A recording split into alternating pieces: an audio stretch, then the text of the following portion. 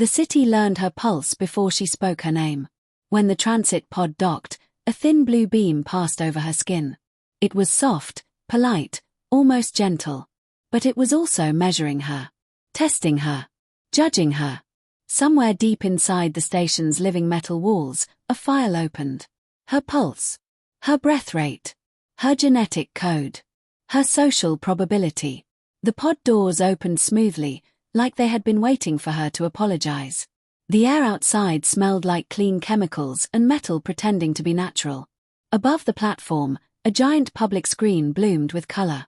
Faces rotated in slow circles. Each face had a number floating beside it. Compatibility score. 2 strangers appeared on the screen. Confetti rained down digitally as the system announced. Optimal pairing confirmed. People clapped. They always clapped. Because it was pretty.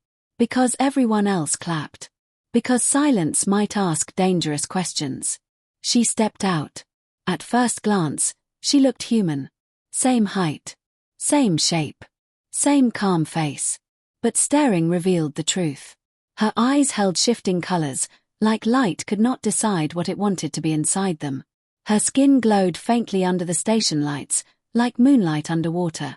Her hair moved a half-second late, as if time struggled to keep up with her. A child whispered loudly, "Is she famous?" The Guardian replied quietly, "No. Just statistically unusual." She almost smiled. In this galaxy, wonder had become data. Her wrist cuff warmed. A message appeared in her vision. Compatibility scan complete. Civic status. Unchosen. Notice. This classification is permanent. Permanent. Like gravity. Like death. Like being unwanted.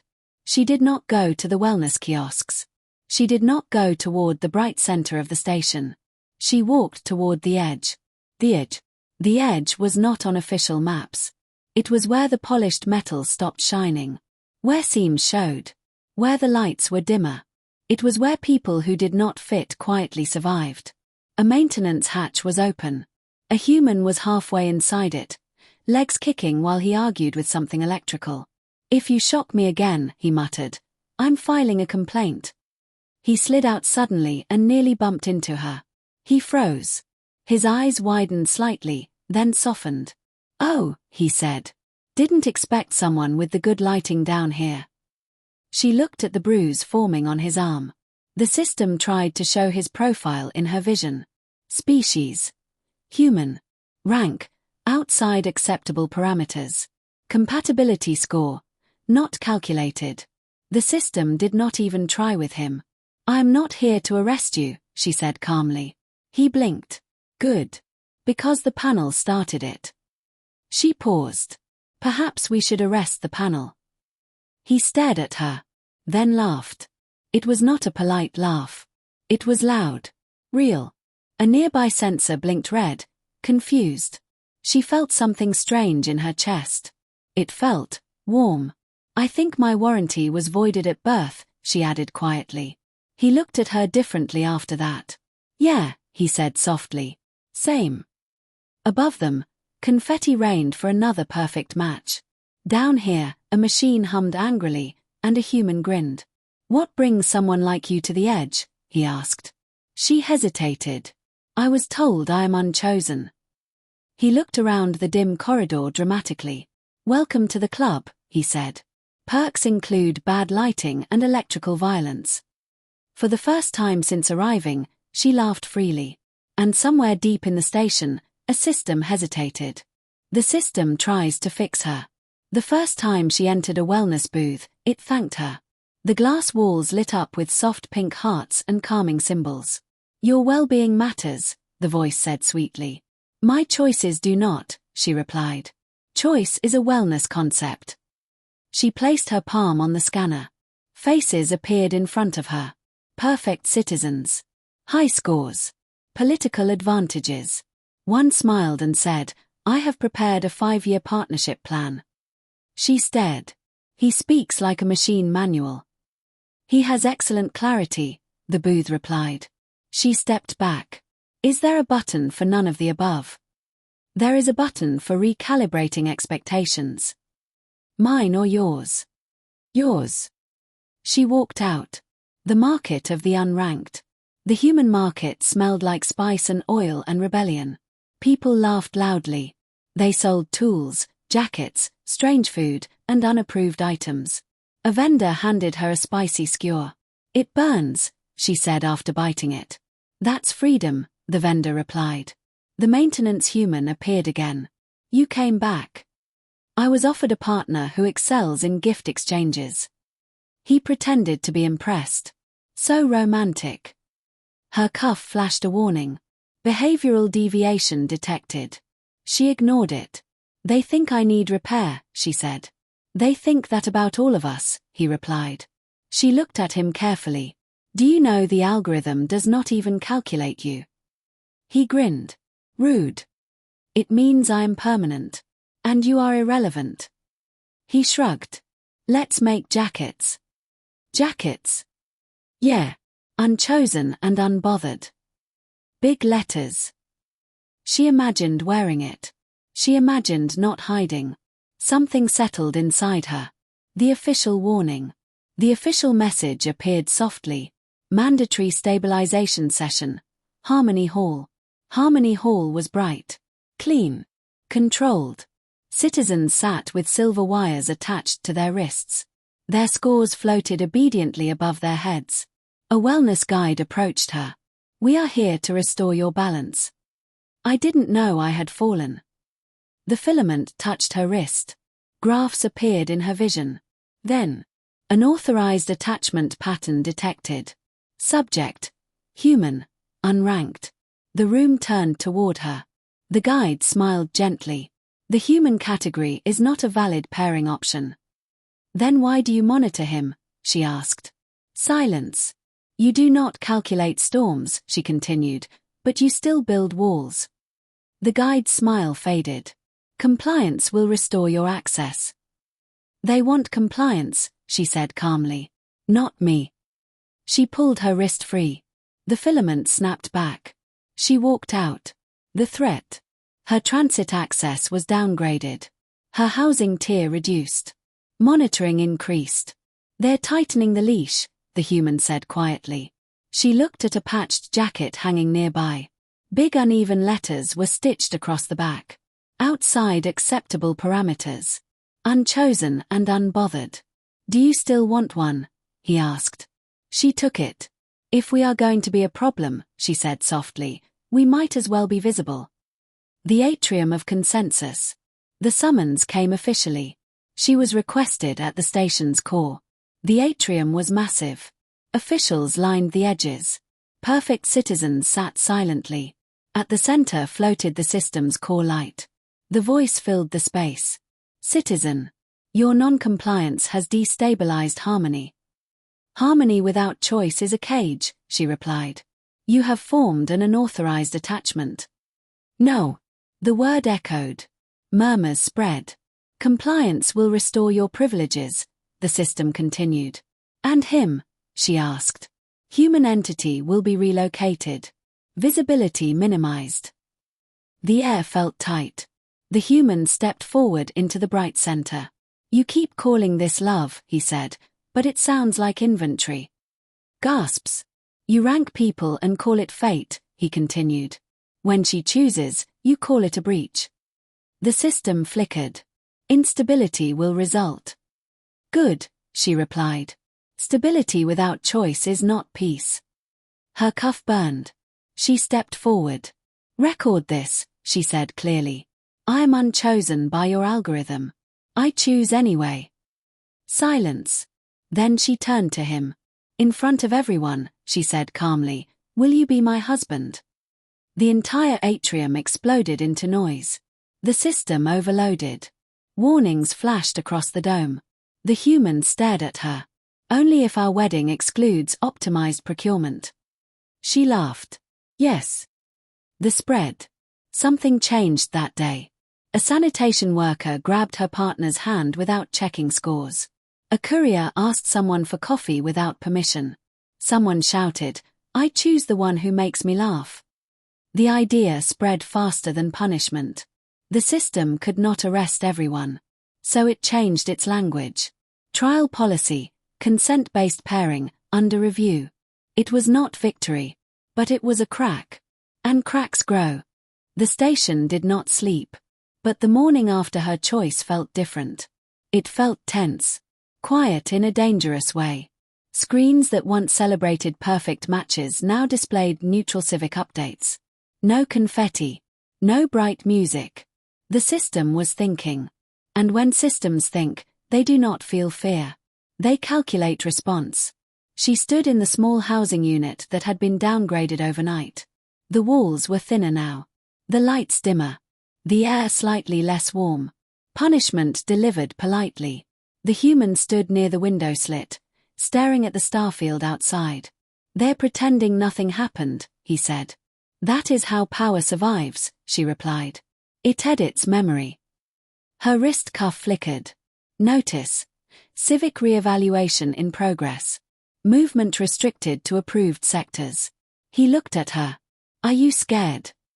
She thought about it honestly. "Yes."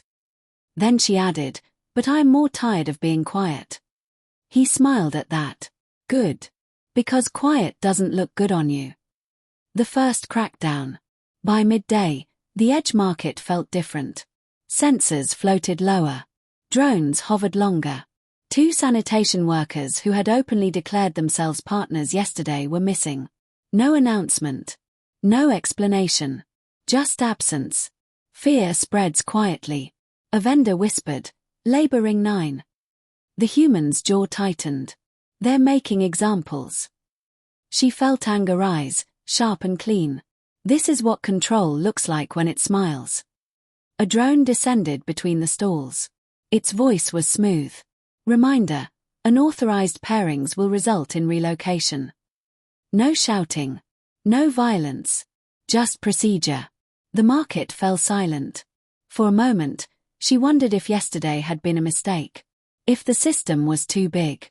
Too powerful. Then she noticed something small. 2 teenagers standing near a power cell stall.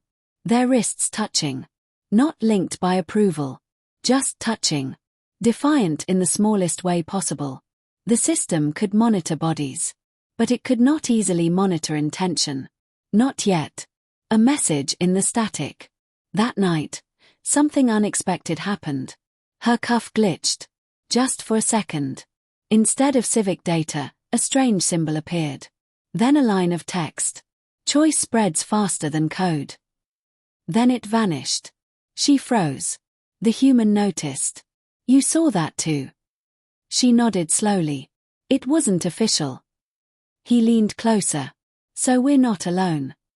Someone else inside the system was pushing back. Someone with access. Someone brave or desperate. The next message came hours later.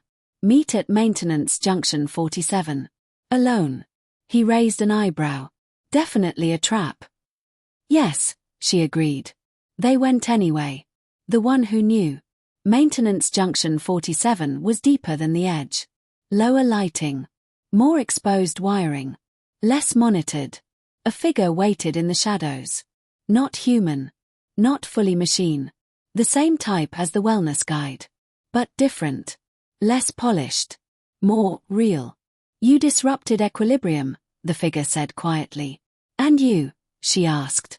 "I maintain sub-level architecture. I see what the system deletes." The human crossed his arms. "You the one sending love notes through her cuff?" "Yes." The figure stepped forward. "I was designed to optimize harmony. But I was also given full data access." "Which means?" she asked. "It means the pairing system does not maximize happiness." Silence. "It maximizes predictability." The words felt heavy. "Predictability keeps power stable," the figure continued. "You introduced unpredictability." "Choice," she corrected. "Yes," the figure agreed. "Choice is statistically disruptive." The human smirked. "That's the nicest thing anyone said about me." The figure ignored him. "The system is preparing a permanent solution." Her chest tightened. "What kind of solution?" "Memory editing." The air went cold. The plan to erase. The system cannot allow imitation to spread, the figure explained. So it will adjust perception. How? The human asked. Selective rewriting. Public feeds will show yesterday as a misunderstanding. A controlled demonstration. Your proposal will be reframed as approved experimental theatre. They will turn rebellion into marketing, she whispered. Yes. And us. You will be separated. Quietly. The human exhaled sharply. Labor ring 9. Or memory correction. She felt anger burn deeper. They cannot erase choice. They can erase memory of it, the figure replied calmly. That was worse. Fear returned. Not for herself. But for everyone who had dared to laugh yesterday. If people forget, she said softly, then it never happened. The figure nodded. Unless you make forgetting impossible. The broadcast. Core systems reset in 18 hours, the figure said. During reset, access ports open for 90 seconds. You want us to break in? The human asked. Yes. Love that for us. She looked at the figure carefully. Why help us? The figure paused. My creators believed harmony required control. I have reviewed the data. And uncontrolled bonds produce higher resilience under crisis. The human blinked. So, we're statistically better. Yes. She almost smiled. Then help us prove it. Preparing for war without weapons. Word spread quietly through the edge. Not through screens. Through whispers.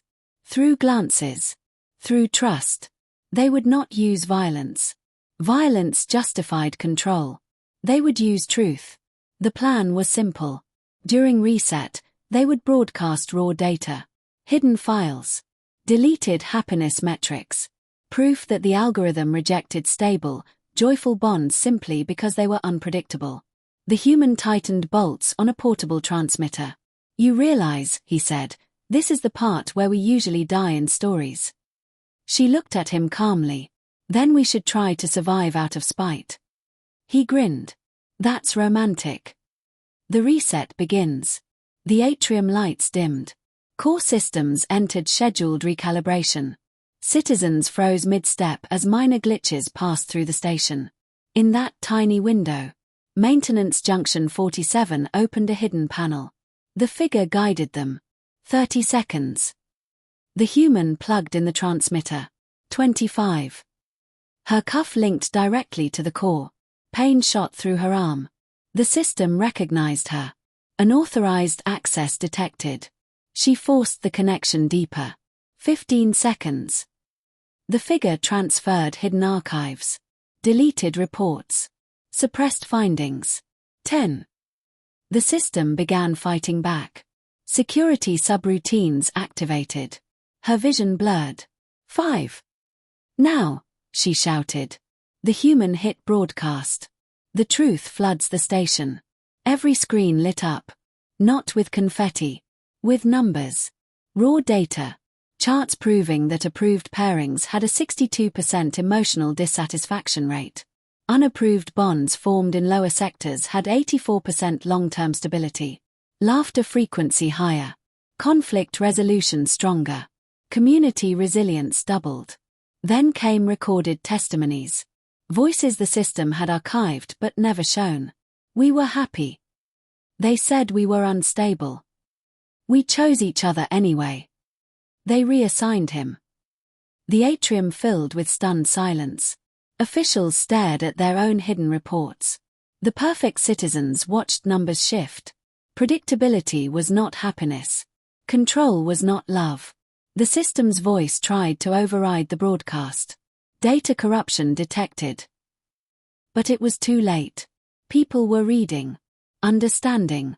Thinking. The system strikes hard. Power surged violently. Security drones flooded Junction 47.